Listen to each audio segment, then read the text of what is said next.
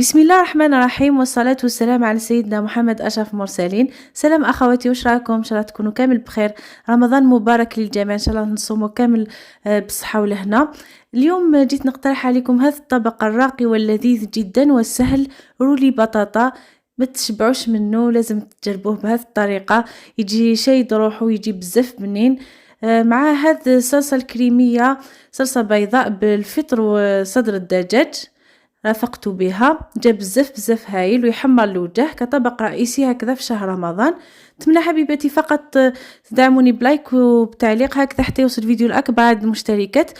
وبالنسبه يعني كاين بزاف ما راهمش يوصلوهم فيديوهات اغلبيه، يعني اللي يدخل الفيديو من فضلك، يعني فضلا وليس امرا، مستحسن تنحوا تلغيوا الاشتراك وتعاودوا تشتركوا وتضغطوا على الجرس، هكذا كل ما نحط فيديو ان شاء الله تلحقوا بكامل جديد الوصفات. نبداو في طريقة التحضير، بسم الله على بركة الله. اولا رايحه نرابي هنايا 5 حبات بطاطا، درت 5 حبات متوسطة الحجم، رابيتهم هكذا في الخشين. هنا بعد ما ترابيهم تحصلوا على بطاطا يعني فيها الماء، عصروها مليح. درت حوالي نصف ملعقة من الملح، فلفل احمر مع فلفل اسود او فلفل عكري مع فلفل كحل. عندي هنايا 3 حبات بيض رايحه نضيفهم.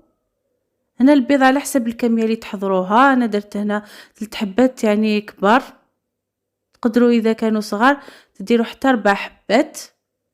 نبدا نخلط هذه المكونات، تحصلوا على رولي بطاطا بزاف بنين. راح نشوفوا كامل واش رايحه نحطلو. هنا رايحه نضيف معدنوس مقطع رقيق. هنا تقدروا تضيفوا شويه تاع البصل، انا كنت ضفت فقط الثوم رايحين تشوفوا، او تقدروا ترابيو شويه تاع البصل. هنا راح نربي هذا الفص تاع الثوم اللي راكم تشوفوا، يعني يكون كبير الحجم نوعا ما. اذا كان صغير تقدروا ديروا 2 فصوص ثوم. رايحه نخلط هكذا. رايحه نضيف الجبن. هنا درت جبن مبشور خاص بالبيتزا، وضفت 2 حبات جبن هكذا. كل واحد يعني تحط الجبن اللي يحبوا افراد الأسرة تاعك، يعني على حسب واش يحبوا. هنا ضفت نص كاس فرينة اللي راح يشد لنا مليح هذا رولي البطاطا، وتضمنوا يعني ما راحش يتكسر لكم. تقدروا تضيفوا فقط ملعقة واحدة من الفرينة، انا درت نص كاس كيما شفتوا. هنا وجدت البلاطو رايحه نطيب فيه. هنا كنت شعلت الفرن في درجة حرارة 180 من قبل.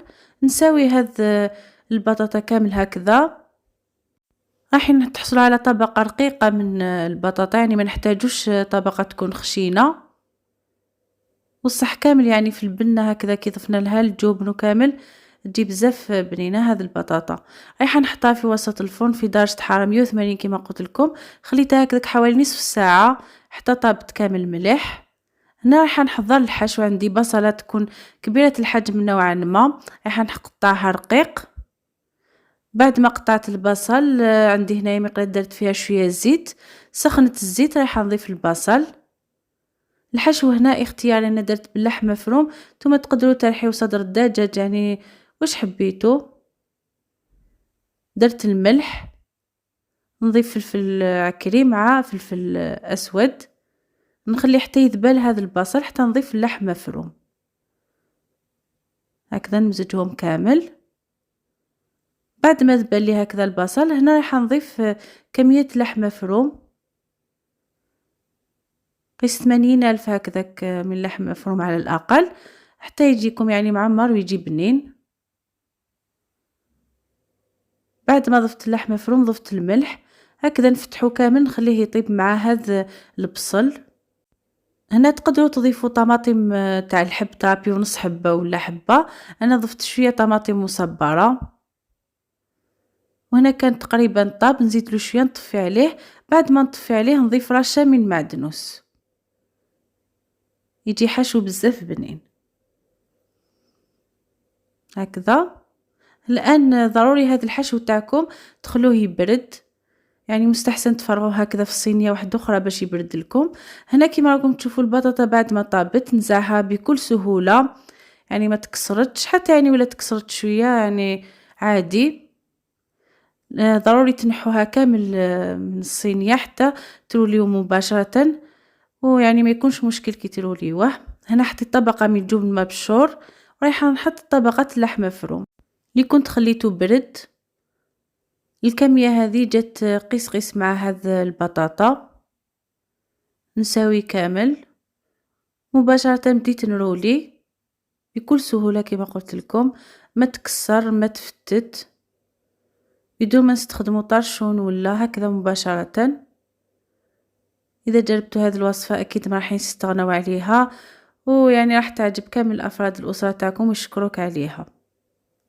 هنا هكذاك مازالوا يعني شوية ساخن، ضفت هكذا جبن مبشور رابيتو رقيق، رايحة نحطوه في الفرن يزيد يعاود حتى يذوب هذاك الجبن المبشور من الفوق. هنا رايحة نحضر هذيك الصلصة اللي كنت رافقت مع هذا رولي البطاطا. خيرت ندير صلصة بيضاء، شوية ربع صدر الدجاج هكذاك البنة فقط، وعندي علبة من الفطر اللي كنت غسلته ونقيته مليح، يعني غسلته مليح، ديروا له شوية تاع الخل كي تغسلوه.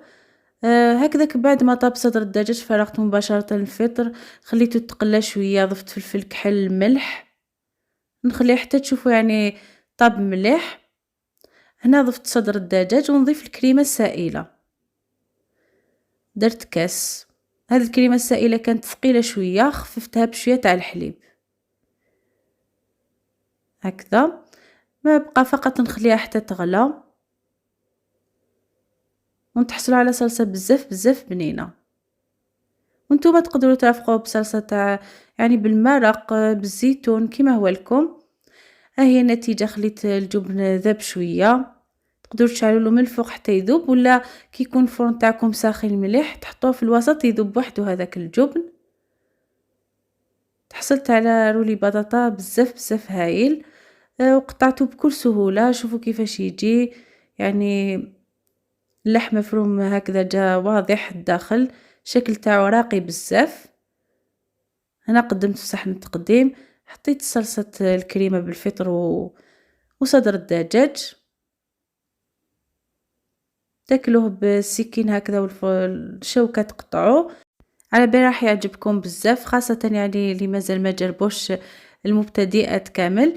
ان شاء الله حبيباتي يكون نال اعجابكم الفيديو تاع اليوم. ان شاء الله راح نكثر لكم وصفات هكذا كاقتراح لطبق رئيسي لشهر رمضان. ان شاء الله كامل نصوموا بالصحه والهنا. هكذا نكونوا لحقنا لاخر الفيديو. اللي مازال ما درت لايك الفيديو، نتمنى حبيبتي تدعميني هكذا حتى يوصل الفيديو لاكبر عدد المشتركات، ونواصل معكم ان شاء الله بالوصفات. هكذا نقول لكم في اخر الفيديو، دمتم في رعايه الله وحفظه، احبكم في الله، والى اللقاء في فيديوهات ووصفات قادمه ان شاء الله.